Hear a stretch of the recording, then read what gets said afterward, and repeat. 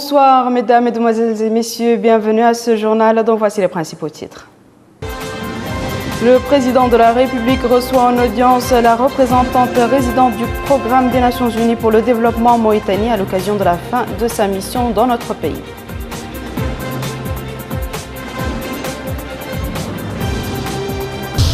Le président de la République indique au terme de sa visite à l'Agence nationale Tadammoun et au centre de formation et de perfectionnement professionnel que le combat contre la gabegie, la corruption et le détournement des deniers publics est une option irréversible. Notre pays célèbre aujourd'hui la Journée mondiale contre la corruption sous le thème « Rompez la chaîne de la corruption ».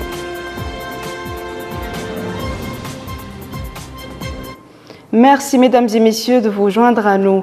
Nous ouvrons ce journal par cette audience du président de la République. Monsieur Mohamed Abdelaziz a reçu aujourd'hui au palais présidentiel à Nouakchott Madame Koumba Gadio, représentante résidente du programme des Nations Unies pour le développement en Mauritanie, à l'occasion de la fin de sa mission dans notre pays.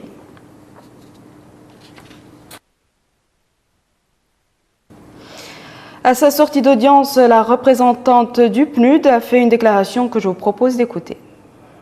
Je voudrais tout d'abord remercier son Excellence le Président de la République, son Excellence Mohamed Ould Abdelaziz, de m'avoir fait l'honneur de me recevoir à la veille de ma fin de mission en Mauritanie. C'est l'occasion aussi pour moi, au nom du système des Nations Unies, d'exprimer mon profond respect et ma reconnaissance pour toutes les facilités dont j'ai bénéficié et pour l'appui constant du gouvernement du Premier ministre, notamment les ministères sectoriels avec lesquels nous avons travaillé pour leur appui continu. Je voudrais aussi, avant de finir, remercier le peuple mauritanien qui a bien voulu m'adopter comme sa propre fille durant tout mon séjour et aussi remercier la société civile pour leur engagement et leur partenariat avec le système des Nations Unies.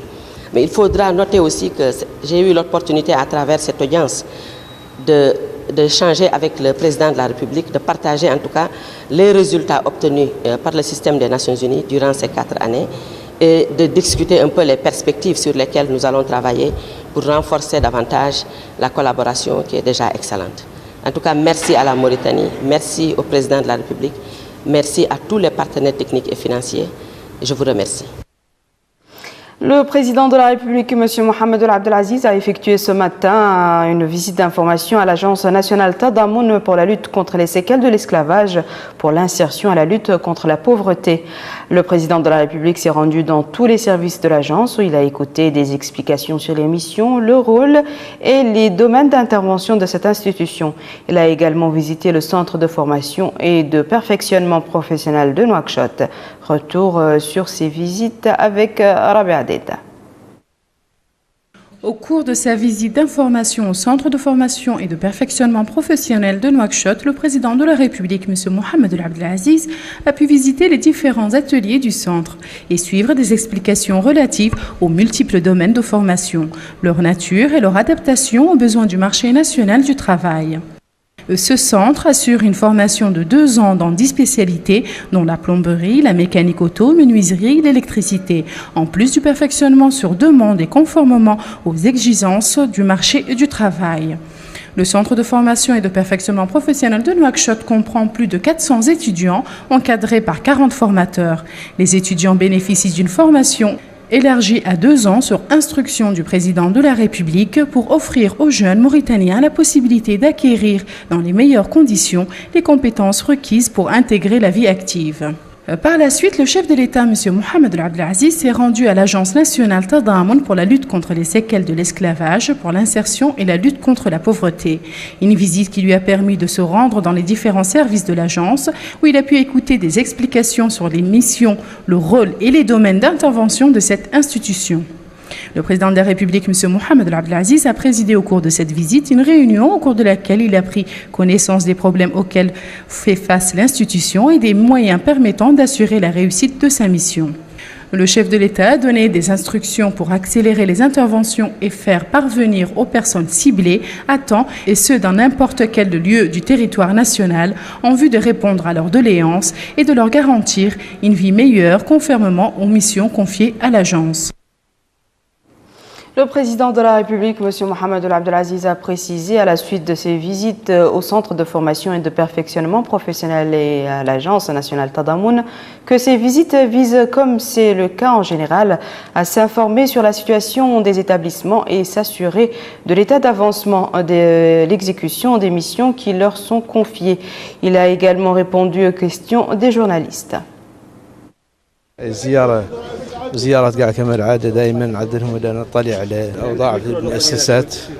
Ces visites visent, comme c'est le cas en général, de s'informer sur la situation des établissements et à s'assurer de l'état d'avancement de l'exécution des missions qui leur sont confiées. En ce qui concerne l'agence, nous avons pris connaissance des missions qu'elle accomplit et notamment des importants projets qu'elle a menés pour améliorer les conditions de vie des populations nécessiteuses à l'intérieur du pays, particulièrement pour satisfaire leurs besoins en matière d'enseignement, de santé et de financement des projets générateurs de revenus dans le but de les faire sortir de l'état de pauvreté.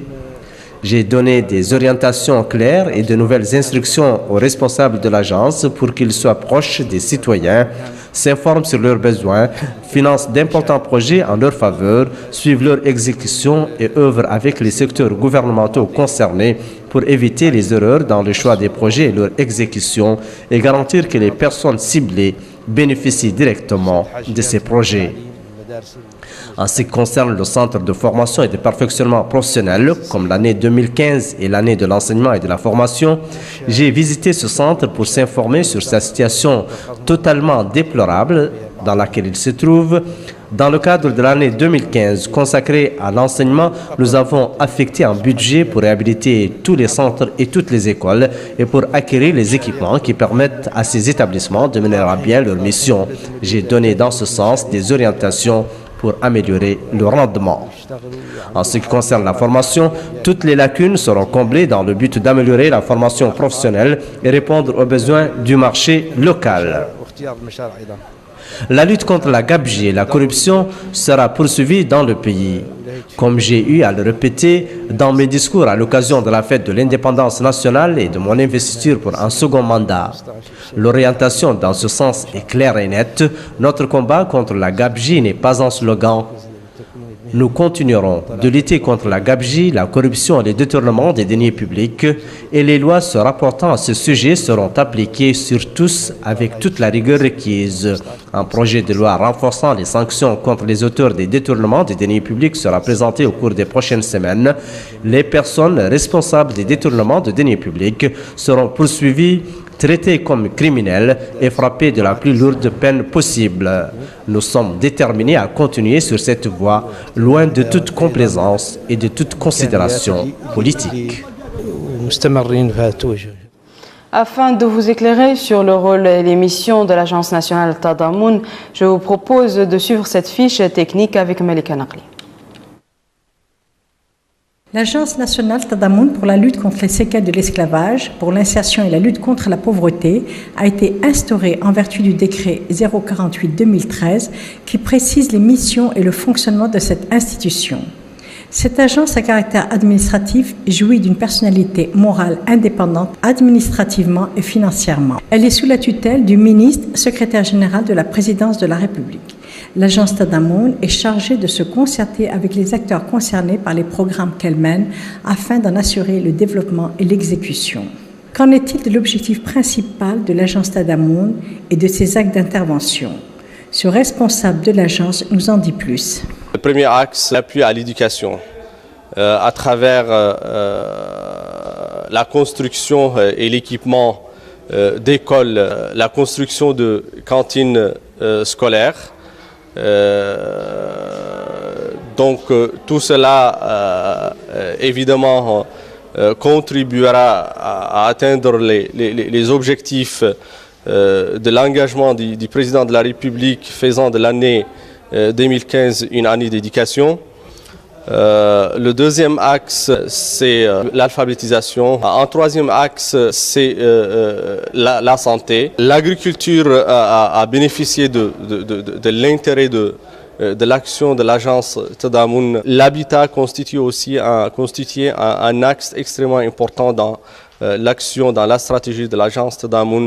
L'eau potable constitue aussi un axe important de la stratégie de l'agence Tadammoun. L'action de l'agence Tadammoun a aussi porté sur la mise en œuvre d'un programme qui vise les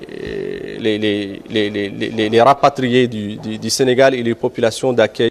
Les différents axes de l'intervention de l'agence Tadammoun ont ainsi permis la réalisation d'écoles, de mosquées et mahadara, de postes de santé, d'aménagement de périmètres irrigués et la protection de la production, de construction de barrages et de digues, la disponibilisation de charrettes à traction animale, l'habitat, dont 1159 logements sociaux à Nouadhibou, et également d'un programme qui vise les rapatriés du Sénégal. Actualité parlementaire, le bureau de l'Assemblée nationale s'est réuni sous la présidence du président de cette chambre, M. Mohamed Ould-Boilil, pour apporter certaines modifications au règlement intérieur de cette chambre.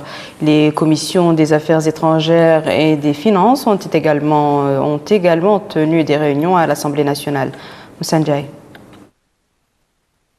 L'Assemblée nationale s'est réunie sous la présidence de Mohamed Ould-Boilil, président de cette chambre parlementaire. Au menu de cette séance plénière, les questions orales adressées au Premier ministre. La première est relative au dialogue politique entre le pouvoir et l'opposition. La seconde concerne les mesures prises par le gouvernement pour faire face aux effets négatifs du déficit pluviométrique enregistré cette année. Ces interpellations ont été formulées par le député Korera Issara. Le Premier ministre s'est fait représenter par le ministre de la Justice Sidi Ould Zeine et le ministre de l'Agriculture Brahim Ould Mbarek Ould Mohamed El Mokhtar. Les députés de l'opposition ont quitté la salle en signe de protestation contre l'absence du Premier ministre. Ils ont tenu un point de presse pour indiquer que ce refus d'assister à cette plénière est une disposition prévue par le règlement intérieur de l'Assemblée nationale. Le ministre de la Justice a souligné lors de son intervention l'intérêt de la question orale posée par le député, qui, dit-il, traite des questions générales de la nation et mérite l'attention des parlementaires. Il poursuit pour indiquer que le Premier ministre a chargé les ministres concernés de prendre en charge ces questions orales. C'est dans ce cadre, poursuit le ministre, qu'il a été chargé de répondre à sa place concernant la gestion relative du dialogue national. Concernant ces pourparlers, le ministre a fait l'historique et un exposé détaillé de ces dialogues ainsi que les résultats. Il a enfin rappelé que le président de la République, dans son discours à la nation lors de la fête de l'indépendance, a réitéré sa disponibilité au dialogue. Mais cela, poursuit-il, n'a enregistré aucune réaction de la part de certains partis de l'opposition. Par la suite, le ministre de l'Agriculture, en réponse à la question orale relative au déficit pluviométrique enregistré cette année, a indiqué que le gouvernement a mis en place, depuis 2009, une politique claire en vue d'anticiper sur les problèmes liés au déficit pluviométrique. Il a en outre ajouté que l'État a mis en place un plan d'urgence concernant 4 volets pour limiter les effets du déficit pluviométrique sur les populations et les cheptels, dont la disponibilisation des aliments de bétail à des prix subventionnés, la fourniture d'eau dans les zones de pâturage souffrant du manque d'eau, l'assistance sanitaire aux cheptels, ainsi que la construction de parafeux pour limiter les feux de brousse. L'Assemblée nationale, toujours, une plénière s'est tenue hier sous la présidence de son président Mohamed Ould-Boilil, consacrée à l'écoute des réponses du ministre de l'Agriculture, M. Brahim Mbarek Ould Mohamed El Mokhtar, au nom du Premier ministre, à la question orale adressée par le député Correra Isaka. Question relative aux mesures prises par le gouvernement pour faire face aux effets négatifs du déficit pluviométrique enregistré cette année. L'autre question relative au dialogue de 2011 et à la traduction pratique de ce dialogue. Le ministre de la Justice a répondu à cette question au nom du Premier ministre Abdoulaye Damaba. C'est sous la présidence de M. Mohamed Roubaïlil, président de l'Assemblée nationale, que s'est tenue cette réunion en vue de prendre certaines décisions visant à la restructuration interne de cette chambre parlementaire. Une autre activité s'est tenue sous la présidence de M. Ahmed Ould Abdallah, président de la Commission des Affaires étrangères à l'Assemblée nationale. Cette séance a été consacrée à la discussion d'un projet de loi permettant au président de la République de ratifier une convention pour la création du Comité islamique du croissant international signée à Jeddah en Arabie Saoudite par le gouvernement de la République islamique de Mauritanie en date de 6 novembre 2012. Le gouvernement était représenté à la séance d'aujourd'hui par M. Ahmed Ould Teguedi, ministre des Affaires étrangères et de la coopération. Pour rappel, la commission des finances à l'Assemblée nationale avait tenu hier soir à Nouakchott une séance sous la présidence de M. Sidi Ould Didi, son président. La réunion a été consacrée à la discussion du budget du ministère de la Défense nationale. Elle s'est déroulée en présence de M. Diallo Mamadou Batia, ministre de la Défense nationale. La même commission des finances à l'Assemblée nationale a tenu une séance similaire en présence du ministre des Relations avec le Parlement et de la société civile, Dr Mohamed Mahmoud Oulizidibi. Cette réunion a été consacrée à la discussion du budget de son département. La séance a été présidée par M. Sidi Ould Didi, président de la commission des finances à l'Assemblée nationale. C'était donc un compte-rendu de Moussa Ndiaye. Au niveau de la Chambre basse du Parlement, la Commission des affaires islamiques, culturelles et sociales a tenu une réunion sous la présidence de son président, le sénateur Mohamed Ould Sid Ammar. La réunion a été consacrée à l'adoption de la Convention de Nouakchott signée entre le gouvernement mauritanien et le secrétariat de l'Institut de coopération gouvernementale pour la recherche scientifique et l'Organisation internationale pour la réforme urgente. Le gouvernement était représenté par le ministre délégué auprès du ministre des Affaires étrangères de la coopération, chargé des affaires maghrébines, africaines et des Mauritaniens vivant à l'étranger.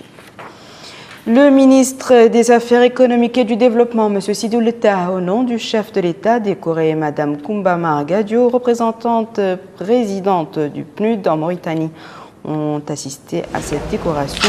Le secrétaire général du ministère des Affaires économiques et du Développement, les directeurs centraux du département et d'autres personnalités. Il faut rappeler que cette décoration intervient à l'occasion de la fin de sa mission dans notre pays. La responsable onusienne a fait part de sa satisfaction. Elle était au micro de Mohamed Emile Bakar. Je voudrais donc saisir cette opportunité pour remercier sincèrement son Excellence, Monsieur le Président de la République, pour cette décoration. Je le remercie donc infiniment au nom du système des Nations Unies et je voudrais ici exprimer mon profond respect et ma reconnaissance à son Excellence pour toutes les facilités mises à notre disposition dans l'exécution de cette mission. Merci encore une fois à toutes les autorités mauritaniennes, au peuple mauritanien. La Mauritanie a célébré mardi, à l'instar de la communauté mondiale, la journée internationale de la lutte contre la corruption, organisée cette année sous le thème « Rompez la chaîne de la corruption ». La rencontre sera une occasion pour l'échange des expériences et des nouvelles conduites entre les différents acteurs concernés, ainsi que pour la présentation des méthodes et des instruments de lutte contre ce phénomène sur les plans africains et internationaux. Babacar Ndiaye. La corruption étouffe le tissu économique et social, provoque un gaspillage des ressources de l'État, a relevé le ministre des Affaires économiques et du Développement en marge de la Journée mondiale contre la corruption. Autre constat fait par le ministre, ce fléau est également source de marginalisation des pauvres à travers leur privation à l'accès aux services sociaux de base. Autant d'inconvénients pour la stabilité et la crédibilité des institutions, ajoute Sidi Oulta, qui ont convaincu le président de la République à faire de la lutte contre la corruption un axe principal de son programme électoral, approuvé en 2009 et 2014 par les Mauritaniens lors des élections présidentielles. Dans les faits, cela s'est traduit entre autres par l'adoption d'une loi d'orientation contre la corruption et une ordonnance portant création d'une commission de suivi de l'exécution de la stratégie nationale de lutte contre la corruption. Des résultats importants ont été enregistrés également dans ce domaine, notamment l'élaboration en 2013 de 5 plans sectoriels de lutte contre la corruption dans les secteurs de la santé, de l'éducation, des finances, de la pêche et du secteur de l'eau. L'adoption du dispositif de pilotage de la stratégie de lutte contre la corruption, ainsi que l'adoption de la loi d'orientation en matière de lutte contre la corruption. En cette journée internationale de la lutte contre la corruption, engageons-nous à assumer notre responsabilité en prenant des mesures énergiques contre la corruption, en jetant l'opprobre sur ceux qui s'y livrent et en mettant en place une culture qui attache de la valeur au comportement éthique. Un appel en écho contre l'impunité comme le souhaite la société civile en première ligne dans le combat contre la corruption. Il y a eu des organisations de la société civile qui se sont mobilisées autour de l'Observatoire de lutte contre la corruption pour lutter contre toutes ces entraves et toutes ces nuisances et ces préjudices que font la corruption au niveau du développement, au niveau des populations. Cette société civile qui à l'Observatoire a été à l'avant-garde même des gouvernements pour alerter les gouvernements sur les conséquences et les dangers qui résultent des conséquences de la corruption. En marge de cette journée mondiale contre la corruption, le ministre des Affaires économiques et du Développement a annoncé la tenue à Nouakchott d'une rencontre de haut niveau sur la corruption. Elle réunira des institutions internationales, régionales et nationales, la société civile, des experts de la bonne gouvernance et de la lutte contre la corruption. La ministre de la Jeunesse et des Sports poursuit sa visite d'information et de prise de contact à l'intérieur du pays. Bogué constitue son étape de ce soir. Wakar Bailaba. Comme à Kaïdi, Mme Houlemata Sao arrive à Bogué où les jeunes sont énormément dans le besoin. Des jeunes qui fondent beaucoup d'espoir sur le département de la jeunesse et des sports pour la réalisation et la réhabilitation d'infrastructures sportives de base. Justement, la première étape de cette visite fut le stade de Bogué en cours de réalisation, une infrastructure d'une capacité de 2000 places. La ministre de la Jeunesse et des Sports a donné des instructions pour le parachèvement rapide de cette infrastructure répondant aux normes techniques de qualité. Deuxième étape, la maison des jeunes de Bogué. Sur place, la ministre de la Jeunesse et des Sports a constaté la vétusté des locaux et promis de la réhabiliter et de l'équiper dans les meilleurs délais. Dernière étape, le lycée de formation technique et professionnelle de Bogué. Ici, Mme Houlemata Sao tenait une réunion avec la famille sportive et les jeunes de Bogué. Des jeunes qui n'ont pas manqué à faire signifier que les besoins sont énormes. Construction d'une maison de jeunes digne de son nom, une arène d'arts martiaux, mais surtout la promotion de l'employabilité. Et en réponse, la ministre de la Jeunesse et des Sports estime que les défis sont énormes. Depuis que j'ai pris fonction, j'ai remarqué que cette jeunesse mauritanienne se plaint toujours de manque d'équipement sportif. Cette fois-ci, nous avons mis en place une autre procédure d'affecter ces équipements sportifs à cette jeunesse. La transparence, parce que ces équipements sont destinés à la jeunesse. Et toute association souhaitant accéder à ces équipements, il fasse une demande. Je pense que c'est beaucoup plus administratif et c'est beaucoup plus honnête. La visite de la ministre de la Jeunesse et des Sports, Mme Houlemata Sao, s'est achevée par un match de football ayant opposé 2 sélections locales. Puis la distribution dans lot d'équipements sportifs aux différentes équipes de Bogué. Autre ministre en visite, c'est celui de l'Environnement et du Développement durable qui a clôturé sa visite par la tenue d'une réunion à Kaïdi. Réunion qui a regroupé autour de lui les populations locales, les autorités administratives et les différentes structures relevant de son département. Une occasion pour le ministre de passer en revue le programme de protection des pâturages initié par son département cette année. Reportage Mohamed Zamzam.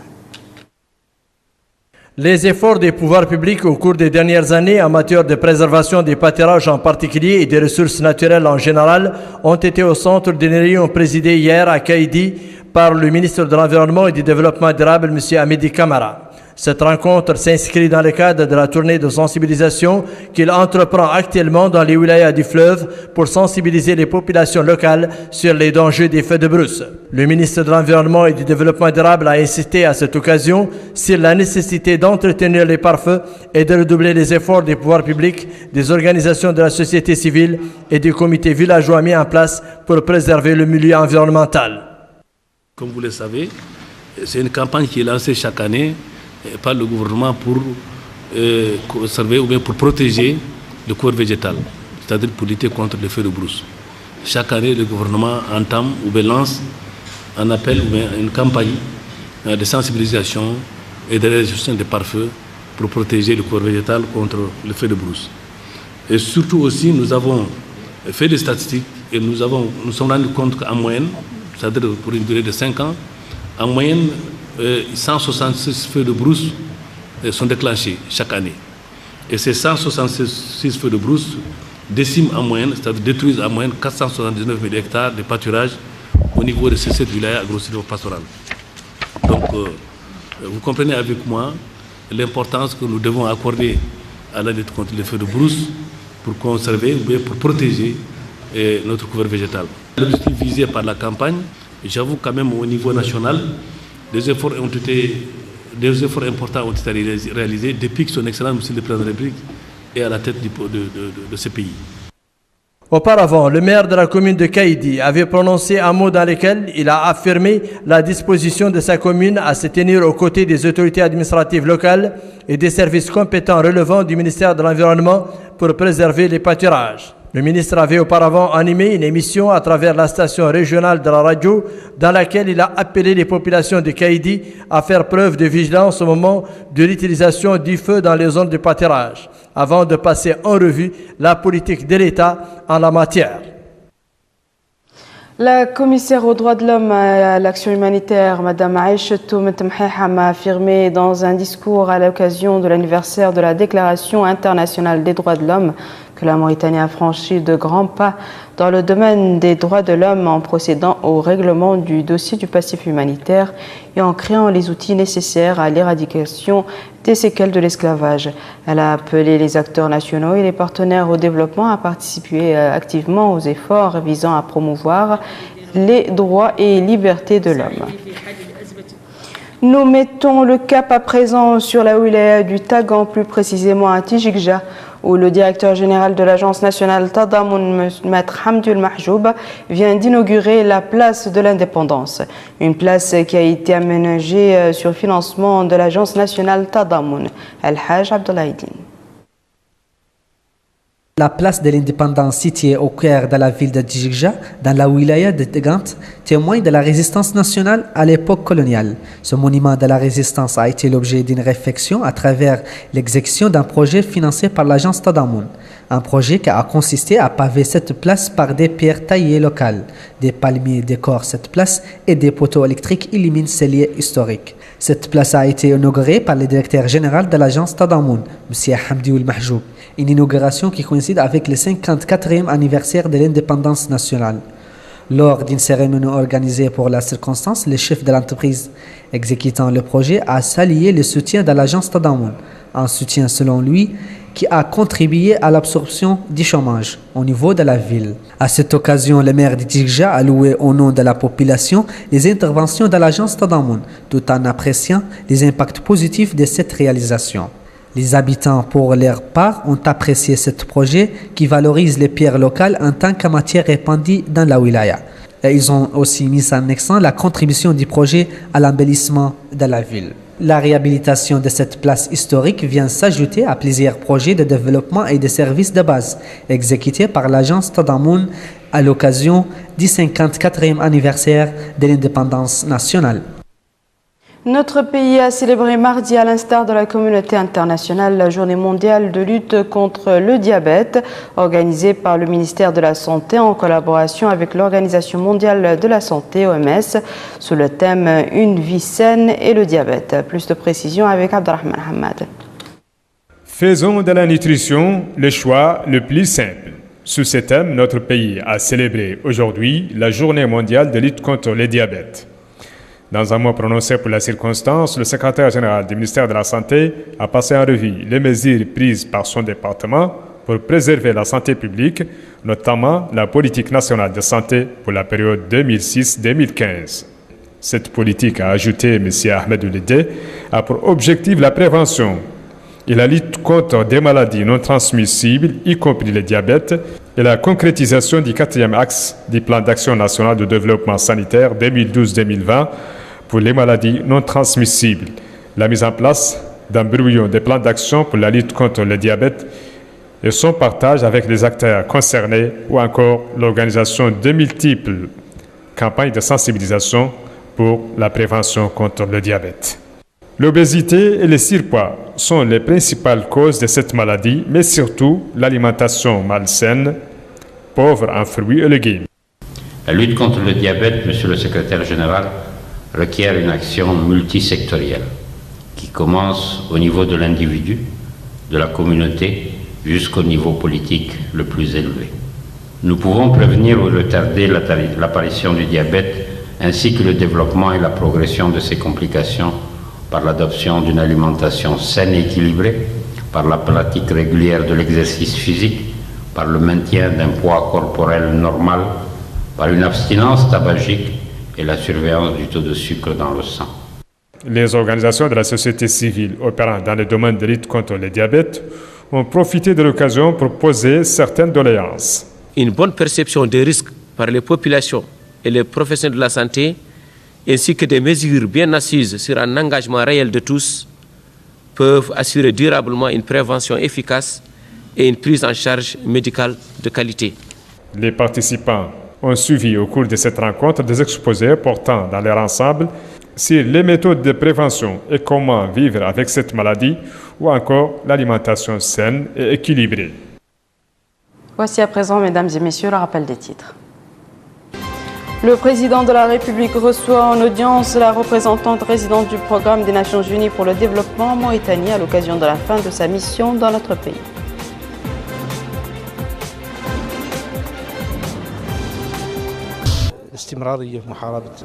Le président de la République indique au terme de sa visite à l'agence nationale Tadamoun et au centre de formation et de perfectionnement professionnel que le combat contre la gabégie, la corruption et le détournement des deniers publics est une option irréversible. Notre pays célèbre aujourd'hui la journée mondiale contre la corruption sous le thème « Rompez la chaîne de la corruption ». C'est la fin de ce journal, mesdames et messieurs. Merci à vous de nous avoir suivis. Merci de votre fidélité et à la semaine prochaine, Inch'Allah.